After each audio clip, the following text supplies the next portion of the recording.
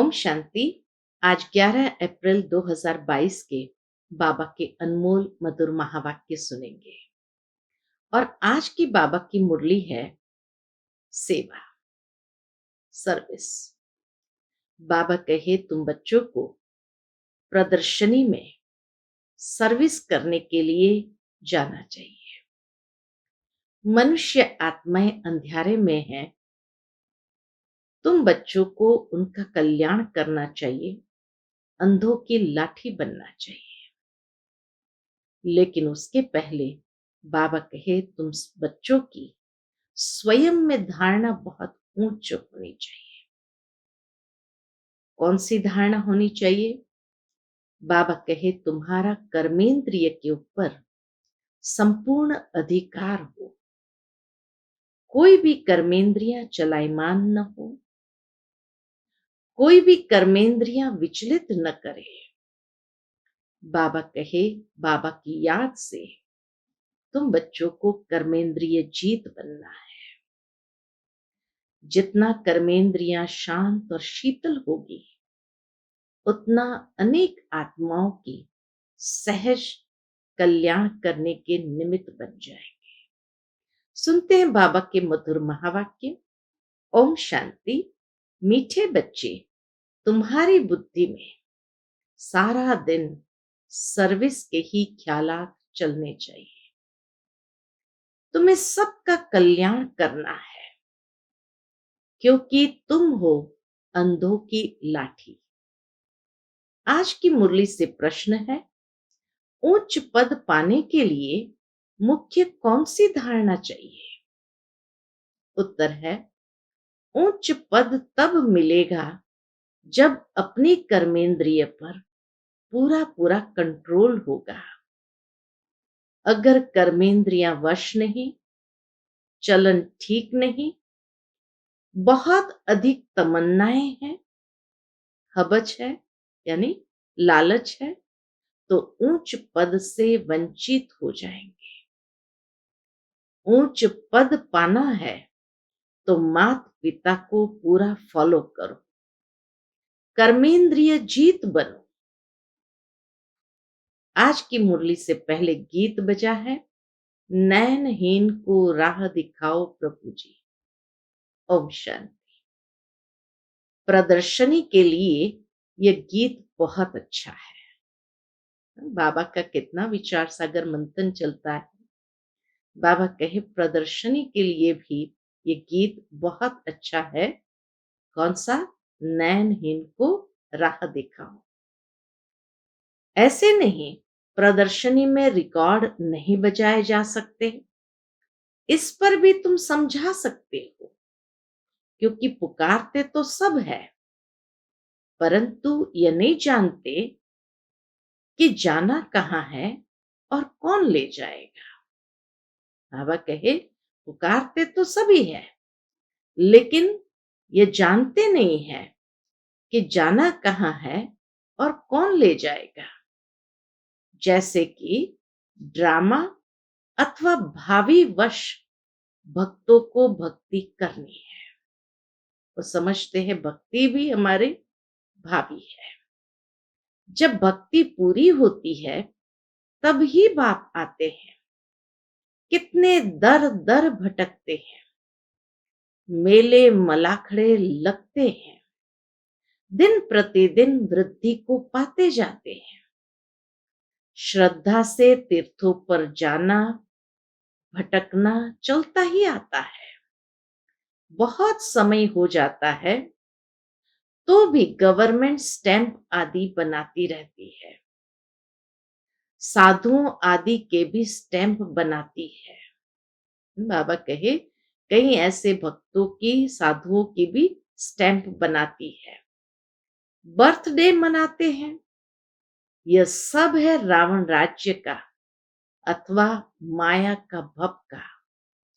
उनका भी मेला मलाखड़ा चाहिए। आधा कल्प से तुम रावण राज्य में भटकते रहे, अब बाबा आकर रावण राज्य से छुड़ाए राम राज्य में ले जाते हैं। दुनिया यह नहीं जानती कि आपे ही पूज्य आपे ही पुजारी, ये महिमा किसकी है? पहले 16 कलश संपूर्ण पूज्य रहते हैं, फिर 2 कला कम हो जाती है तो उनको सेमी कहेंगे, सेमी पूज्य कहेंगे। फुल पूज्य, फिर 2 कला कम होने से सेमी पूज्य कहेंगे। तुम जानते हो, पुजारी से फिर पूज्य बन रहे हैं, फिर सेमी पूज्य बनेंगे। अब इस कलयुग के अंत में हमारा पुजारी बने का पाठ खत्म होता है। पूज्य बनाने लिए बाबा को आना पड़ता है।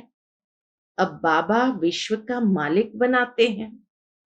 विश्व तो यह भी है, वह भी होगी। वहां मनुष्य बहुत थोड़े होते हैं।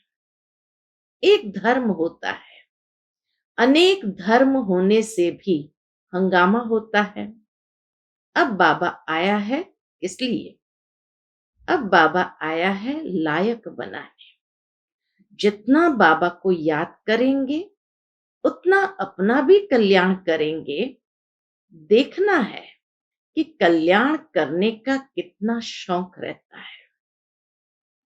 जैसे आर्टिस्ट है, उनको ख्याल रहता है ऐसे ऐसे चित्र बनाए जिससे मनुष्य अच्छी रीति समझ जाए, समझेंगे हम बेहद के बाप की सर्विस करते हैं।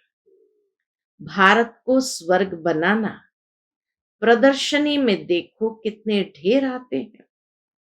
तो प्रदर्शनी के ऐसे चित्र बनाएं जो कोई भी समझ जाए कि ये चित्र एक्यूरेट रास्ता बताने वाले हैं। मेले मलाखड़े आदि जो है, वह तो उनके आगे कुछ भी नहीं है। प्रदर्शनी के आगे कुछ भी नहीं है। आर्टिस्ट जो इस ज्ञान को समझते हैं, उनकी बुद्धि में रहेगा ऐसे ऐसे चित्र बनाए जो बहुतों का कल्याण हो जाए। रात दिन बुद्धि इस बात में लगी रहे। इन चीजों का बहुत शौक रहता है। मौत तो अचानक आता है। अगर जुत्ती आदि की याद में रहे, बाबा कहे अंतिम समय अगर जुत्ती आदि की याद में रहे, मौत आ गया तो जुत्ती जैसा जन्म मिलेगा। अर्थात जुत्ती कहा जाता है एकदम नीच, एकदम नीचे है, तो ऐसे नीच कैटेगरी का जन्म प्राप्त होगा। यहां तो बाप कहते हैं देह सहित सबको भूलना है। तो बाबा कहे स्थूल चीजें, जुत्ती माना कोई भी जैसे वैभव की चीजें या कोई भी इस दुनिया के पुरानी दुनिया की ऐसी चीजें याद आ जाए तो नेचुरल है, उच्च कुल में जन्म नहीं होता है।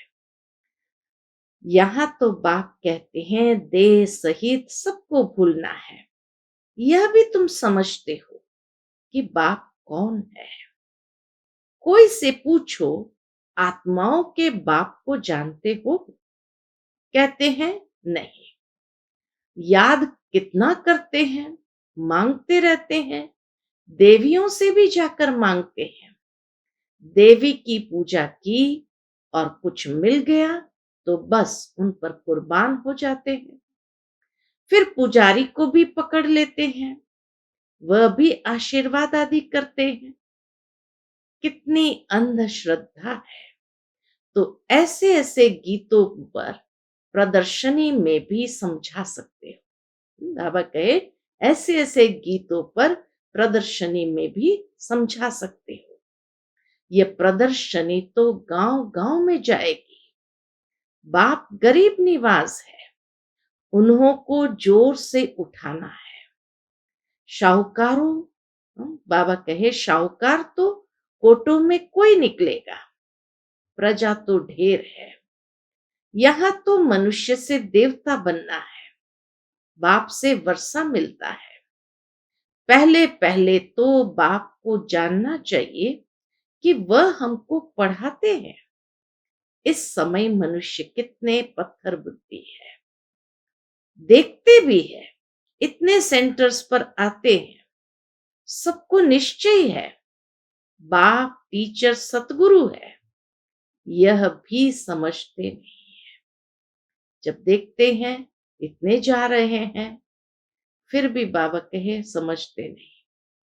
एक दूसरा गीत भी है, बाबा को आज गीत याद आते हैं जो बाबा कहे प्रदर्शनी में बजा सकते हो। एक दूसरा गीत भी है कि इस पाप की दुनिया से दूर कहीं ले चलो, वह भी अच्छा है। ये पाप की दुनिया तो है ही। भगवान वाच, ये आसुरी संप्रदाय है, मैं इनको दैवी संप्रदाय बनाता हूं। फिर मनुष्य की कमेटियां आदि यह कार्य कैसे कर सकती है? यहां तो सारी बात ही बुद्धि की है। भगवान कहते हैं तुम पतित हो, तुमको भविष्य के लिए पावन सो देवता बनाता हूं। इस समय सभी पतित हैं। पतित अक्षर ही विकार पर है। सतयुग में वॉइसलेस वर्ल्ड थी, यह है विशस वर्ल्ड। कृष्ण को 16,108 रानियां दे दी है, यह भी ड्रामा में नूंद है। जो भी शास्त्र बनाए हुए हैं उनमें ग्लानि कर दी है। बाबा जो स्वर्ग बनाते हैं उनके लिए भी क्या क्या कहते हैं, अभी तुम जानते हो। बाबा हमको कितना उच्च बनाते हैं, कितनी अच्छी शिक्षा देते हैं। सच्चा सच्चा सत्संग यह है, बाकी सब है झूठ संग। ऐसे को फिर परम पिता परमात्मा आकर विश्व का मालिक बनाते हैं। बाप समझाते हैं बच्चे, तुमको अब अंधों की लाठी बनना है। जो खुद ही सज्जे नहीं है वह फिर औरों की लाठी क्या बनेंगे। भल करके ज्ञान का विनाश नहीं होता। एक बारी माँ बाप कहा तो कुछ न कुछ मिलना चाहिए, परंतु नंबरवार पद तो है ना, चलन से भी कुछ मालूम पड़ जाता है, फिर भी पुरुषार्थ कराया जाता है। ऐसे नहीं जो मिला सो ठीक, पुरुषार्थ से उच्च प्रालब्ध मिलने हैं। बिगर पुरुषार्थ तो पानी भी न मिले। बाबा कहे बिगर पुरुषार्थ तो पानी भी न मिले। इसको कर्म क्षेत्र कहा जाता है, इसलिए पुरुषार्थ तो यहाँ करना ही होगा। यहाँ कर्म बिगर मनुष्य रह न सके। कर्म संन्यास अक्षर ही रॉन्ग है। बहुत हट करते हैं, पानी पर आग पर चलना सीखते हैं, परंतु फायदा क्या मिला? अच्छा, पानी पर चल दिया, आग में चल गए, फायदा क्या मिला? मुफ्त आयु गंवाते हैं। भक्ति की जाती है रावण के दुख से छूटने के लिए, छूट कर फिर वापस जाना है। इसलिए सब याद करते हैं हम मुक्ति धाम में जाएं अथवा सुख धाम में जाएं, दोनों ही पास्ट हो गए हैं। भारत सुखधाम था, अब नरक है तो नरकवासी कहेंगे ना। तुम खुद बाबा कहे अभी तो नरक है तो नरकवासी कहेंगे ना। तुम खुद कहते हो फलाना स्वर्गवासी हुआ, अच्छा तुम तो नरक में हो ना। बाबा के उनको पूछना चाहिए, तुम तो नरक में हो ना। हेवन के अगेंस्ट हेल है, बाकी वह तो है शांति धाम। बड़े बड़े लोग इतना भी नहीं समझते हैं, अपने को आपे ही सिद्ध करते हैं हम हेल में है। बड़ी युक्ति से सिद्ध कर बताना है। ये प्रदर्शनी तो बहुत काम कर दिखाएगी। इस समय मनुष्य कितने पाप करते हैं। स्वर्ग में ऐसी बातें होती नहीं, वहां तो प्रारब्ध है। तुम फिर से अब स्वर्ग में चलते हो। तुम कहेंगे अनेक बार इस विश्व के मालिक हम बने हैं, फिर अब बन रहे हैं। दुनिया में किसको भी पता नहीं, तुम्हारे में भी कोई समझते हैं, इस खेल से कोई छूट नहीं सकते। बाबा कहे, इस खेल से कोई भी छूट नहीं सकते। मोक्ष भी मनुष्य तब चाहते हैं जब दुखी होते हैं। बाबा तो कहते हैं अच्छी रीति पुरुषार्थ करो, माँ बाप को फॉलो कर, अच्छा पद पालो, अपनी चलन को सुधारो। बाप तो राह बताते हैं, फिर उस पर क्यों नहीं चलते हो? जास्ती तमन्नाएं नहीं रखनी चाहिए। बाबा जो राह बताते हैं उस पर क्यों नहीं चल सकते हैं? क्योंकि मनुष्य के अंदर अनेक प्रकार की इस दुनिया की इच्छाएं भरी हुई है। यज्ञ से जो मिले सो खाना है, हवच यानी लालच है, कर्मेंद्रियां वश में नहीं है, तो पद भी ऊंचा नहीं पा सकते। तो ऐसे ऐसे गीत प्रदर्शनी में बजाए उस पर तुम समझा सकते हो। तुम हो शिव बाबा के परिवार, शिव बाबा के ऊपर तो कोई है नहीं, और सबके ऊपर तो कोई ना कोई निकलेंगे। 84 जन्म में दादा बाबा भी 84 मिलते हैं।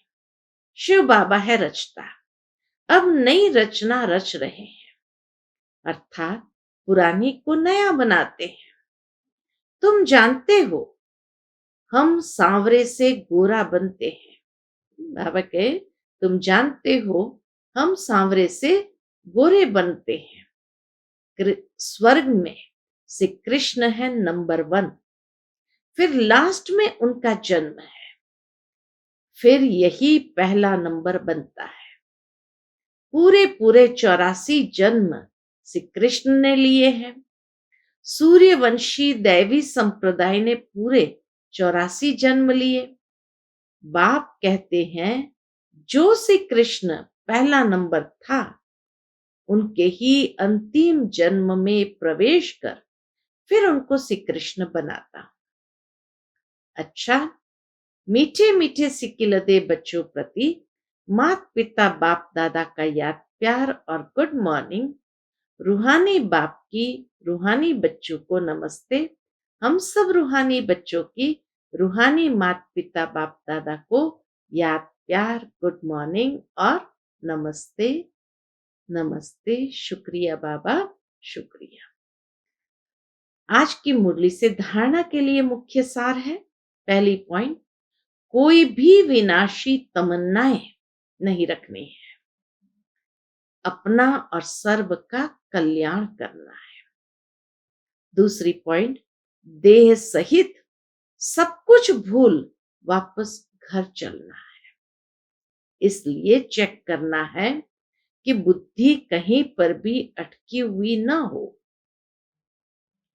आज का बाप दादा का मधुर वरदान हम बच्चों के प्रति है, नेचुरल अटेंशन को अपनी नेचर आदत बनाने वाले स्मृति स्वरूप भव। नेचुरल अटेंशन को अपनी नेचर यानी आदत बनाने वाले स्मृति स्वरूप भव। सेना में जो सैनिक होते हैं वह कभी भी अलबेले नहीं रहते, सदा अटेंशन में अलर्ट रहते हैं। आप भी पांडव सेना हो जिसमें जरा भी अलबेलापन न हो। अटेंशन एक नेचुरल विधि बन जाए। कई अटेंशन का भी टेंशन रखते हैं, लेकिन टेंशन की लाइफ सदा नहीं चल सकती। इसलिए नेचुरल अटेंशन अपनी नेचर बनाओ। अटेंशन रखने से स्वतः स्मृति स्वरूप बन जाएगी, विस्मृति की आदत छूट जाएगी। आज का स्लोगन है, स्वयं के स्वयं टीचर बनो तो सर्व कमजोरियां स्वतः समाप्त हो जाएगी। स्वयं के स्वयं टीचर बनो तो सर्व कमजोरियां स्वतः समाप्त हो जाएगी। आज के बाबा के मधुर महावाक्यों के साथ साथ मातेश्वरी जी के भी अनमोल महावाक्य सुनेंगे। पहली बात मम्मा ने बताई है, याद का तैलुक यानी संबंध है ज्ञान से। ज्ञान के बिना याद यथार्थ नहीं रह सकती है। इसीलिए श्रीमद् भगवत गीता में भी कहा है, ज्ञान से ही ध्यान है। अर्थात मम्मा भी कहे, ज्ञान के बिना याद यथार्थ नहीं रह सकती।